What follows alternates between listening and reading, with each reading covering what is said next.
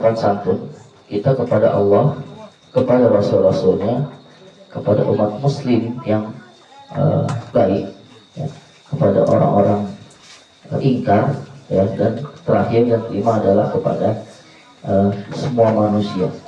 Ya, jadi kita punya adab sopan santun bagaimana berkata, ya, bersikap kepada lima tadi, gitu ya. Dari hal yang ini ulang 5 kali, ya, dan ini berkaitan tentang tata krama kita, gitu ya.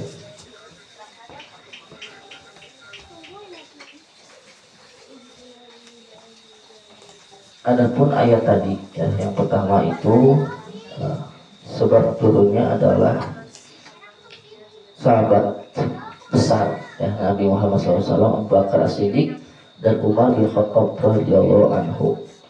Mereka berdua, ya, pada intinya sedang semacam berdebat, gitu ya. Ada terjadi sedikit perselisihan di depan Nabi Muhammad SAW, sehingga mereka meninggikan suaranya, gitu ya. Turunlah ayat ini, janganlah kita meninggikan suara di depan Nabi, itu sopan santun. Bahkan dalam riwayat Imam Bukhari, ya, Abu Bakar As-Siddiq itu sampai semacam berjanji kepada Rasulullah bahwasanya setelah teguran itu, beliau tidak akan berkata kepada Nabi di depan Nabi kecuali seperti orang yang berbisik-bisik, ya. Dalam artian akan menurunkan apa istilahnya, ya, tendensi suaranya, begitu ya. Begitu Umar bin Khattab, gitu ya. Tetapi ayat ini bukan berarti kita orang-orang, kan ada orang yang memang suaranya keras, gitu ya. Maksudnya volumenya memang keras, ya. Bukan berarti orang-orang yang bervolume keras dari awalnya, ya, dari memang orang yang seperti itu tidak boleh bersuara seperti itu, ya. Tetapi orang itu harus mengusahakan dirinya, ya, untuk tidak semacam membesar-besarkan, gitu ya, suaranya maupun kata-katanya di depan Nabi Muhammad SAW. Ada seorang sahabat, ya, yang sampai setelah turunnya ayat ini, ya, itu tidak terlihat, maksudnya dalam artian jarang sekali ada di hadapan Nabi Muhammad SAW. Ya, sahabat itu adalah Sabit ibnu Qais, ya, karena suaranya memang kita suaranya memang keras, gitu ya. Kalau bicara memang keras, gitu ya. Itu sebenarnya beliau selalu di rumah, gitu, dalam artian agar tidak bertemu Nabi kemudian berkata dengan perkataan yang keras, gitu ya. Nah, hal ini sampai kepada Nabi. Jadi Nabi bertanya ke sahabat, wahai sahabat, ya, di mana Sabit ibnu Qais? Jadi kalau bahasanya jangan kelihatan, gitu. Nah, dijelaskanlah, ya, bahwasanya Sabit ini adalah seseorang yang bersuara keras, gitu ya. Sehingga beliau ini menjadi khawatir, gitu ya, akan menjadi penghuni neraka, ya, karena hal tersebut. Nah, kemudian Nabi Muhammad SAW bersabda, ya, dalam hadis riwayat Bukhari dan Muslim, tidak, katanya, dia adalah penghuni surga, gitu ya. Jadi ini bukan hanya soal volume suara, ya, tapi soal adab, ya, sopan santun dan tata krama yang harus kita usahakan. Ada juga Al-Abbas, ya, itu punya suara yang keras, gitu ya. Hanya sama seperti itu, ya. Jadi ini bukan hanya soal suara yang keras, ya, tapi bagaimana kita bersikap, ya, di depan Nabi Muhammad SAW. Nah, itu kaitannya dengan ayat pertama.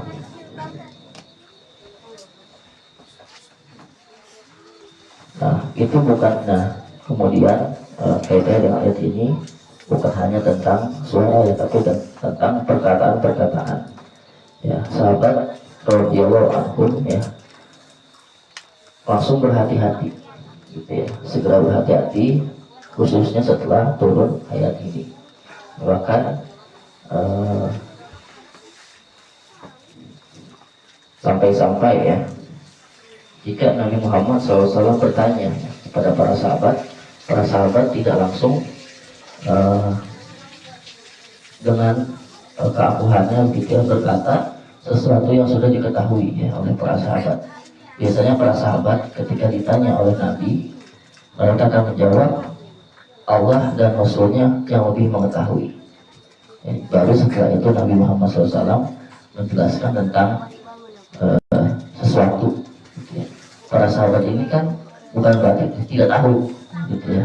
Mungkin ada yang tahu gitu, tentang sesuatu, tetapi biasanya para sahabat itu berhati-hati ya, dengan mengatakan, nah, kalau Nabi bertanya mengatakan Allah dan Rasulnya lebih mengetahui. Ya, baru setelah itu Nabi Muhammad SAW menjelaskan tentang sesuatu.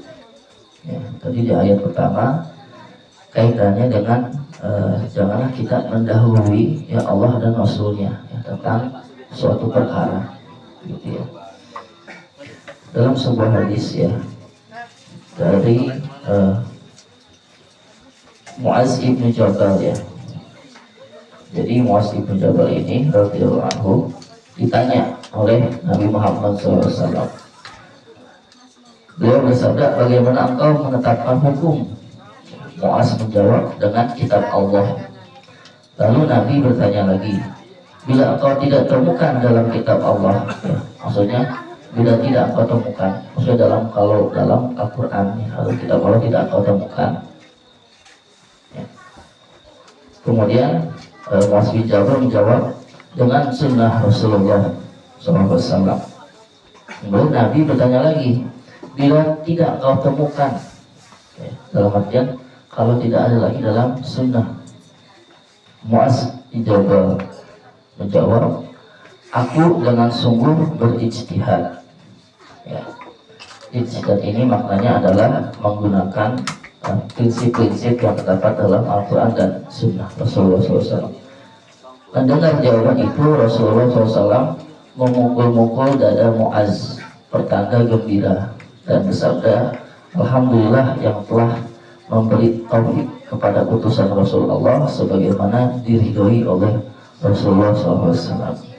Hadis riwayat Ahmad melalui Muaz ibnu Jabal. Ya, ini kaitannya dengan keputusan sesuatu. Ya, walaupun keputusan dalam sunnah pun bisa tergantung perkembangan ketika itu ya. Dalam artian Rasul pernah ditanya kaitannya dengan makna mempersiapkan kekuatan. Ya. Mempersiapkan kekuatan ini ada dalam Al-Quran surah Al-Anfal. Ketika itu Rasulullah menyatakan bahwasanya mempersiapkan kekuatan itu maknanya mempersiapkan panah dan para pemanah. Ya. Kalau saat ini ya, kalau misalnya kita tidak pakai panah ya mungkin bisa pistol ya dan lain sebagainya. Atau bom, itu kan mempersiapkan kekuatan juga gitu ya. Bom itu kaitannya dengan ayat 1 dan ayat kedua gitu ya. Kemudian di sini ada kalimat nanti pahala amalmu bisa terhapus sedangkan kamu tidak menyadari ya. Kok bisa gitu ya, kita hanya melantangkan suara, mengeraskan suara, berkata kasar di depan Nabi, kok bisa sampai amal kita terhapus gitu ya. Maka di sini para ahli tafsir ya menilai ayat ini adalah ayat ancaman ya, ayat peringatan. Dikhawatirkan ya kalau kita melakukan hal tersebut ya, yaitu berkata keras di hadapan Nabi SAW, perlahan-lahan hal itu akan mengganggu Nabi gitu ya. Tadi kan ada Bani Tamim ketika itu zaman Nabi berombong-rombong datang ke kamar-kamar Nabi. Kamar-kamar maksudnya adalah kamar-kamar istri-istri Nabi ya. Jadi kan rumah Nabi Muhammad SAW itu kan tidak terlalu besar gitu, sampai mengganggu ke kamar-kamar Nabi. Bahkan Nabi ketika itu sedang beristirahat gitu, walaupun pada akhirnya Nabi tetap meladeni ya Bani Tamim ketika itu yang ingin berlomba syair ya. Akhirnya Nabi memanggil sahabat gitu ya. Said bin Sabit kalau tidak salah, sudah gitu ya, silakan berlomba syair. Tapi hal itu ternyata mengganggu Nabi. Nah, khawatirnya ya, Ahlussunnah wal Jamaah berpendapat bahwasanya khawatirnya ya, kalau suara keras itu mengganggu Nabi, yang pada akhirnya mengakibatkan kekufuran ya, perlahan-lahan ya. Jadi mau mengganggu ataupun tidak, kalau kita lakukan terus-menerus, khawatirnya benar-benar mengganggu gitu.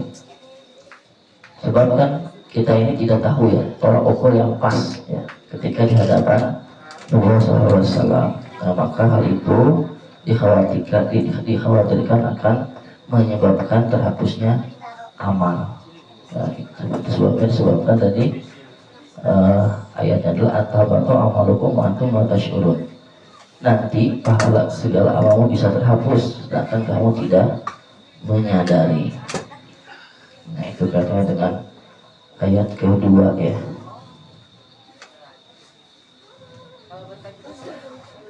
Di dunia maupun akhirat ya. Jadi makna keras suara ini ditangkap oleh Umar bin Khattab radhiyallahu anhu tidak hanya ketika Nabi SAW hidup ya.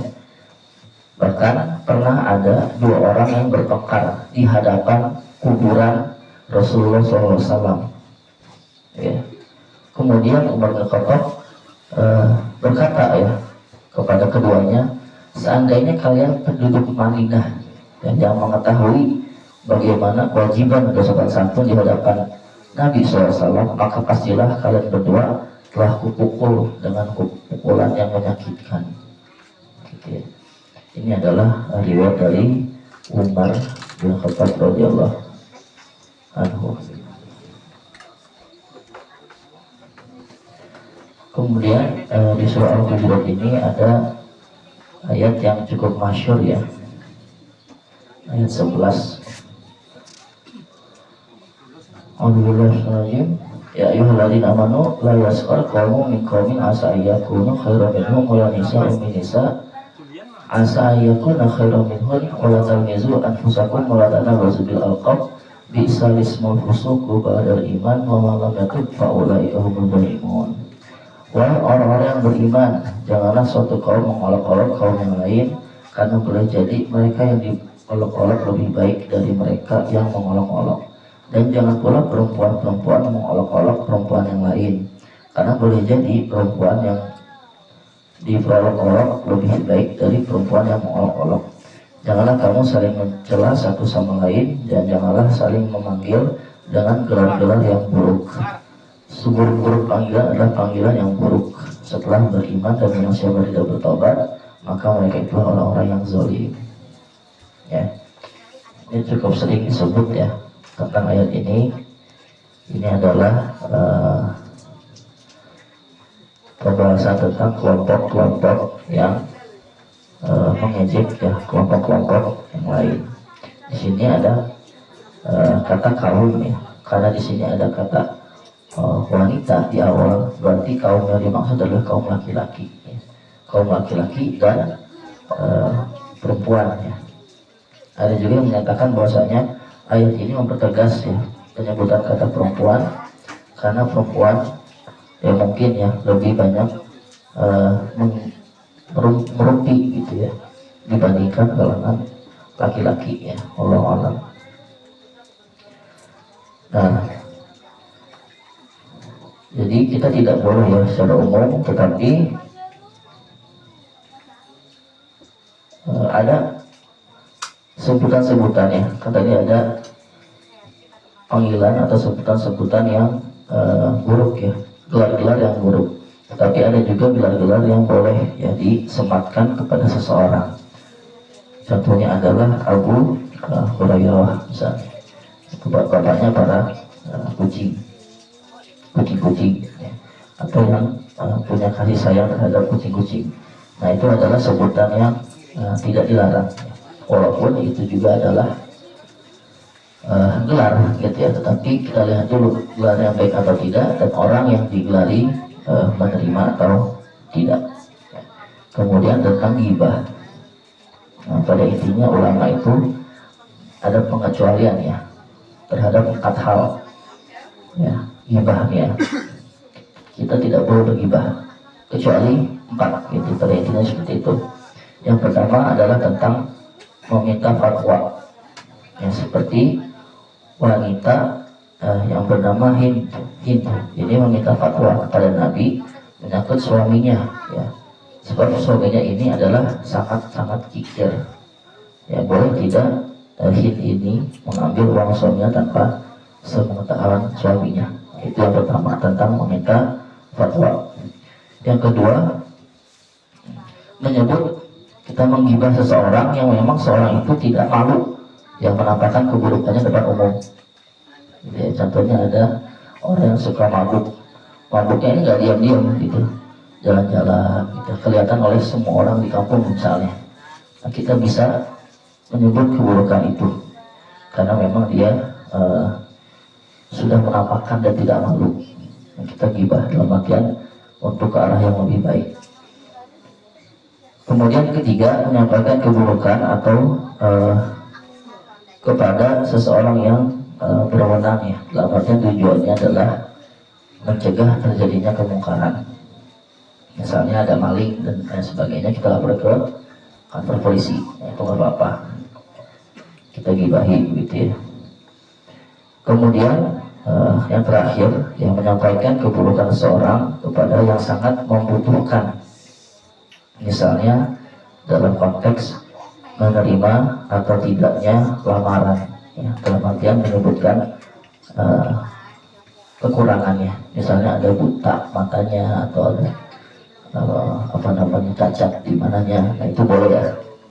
Allah a'lam bishawab. Ayat-ayat dalam surah Al-Hujurat ini mengajarkan kita untuk tidak berprasangka buruk, gitu ya, karena itu adalah penyakit sosial.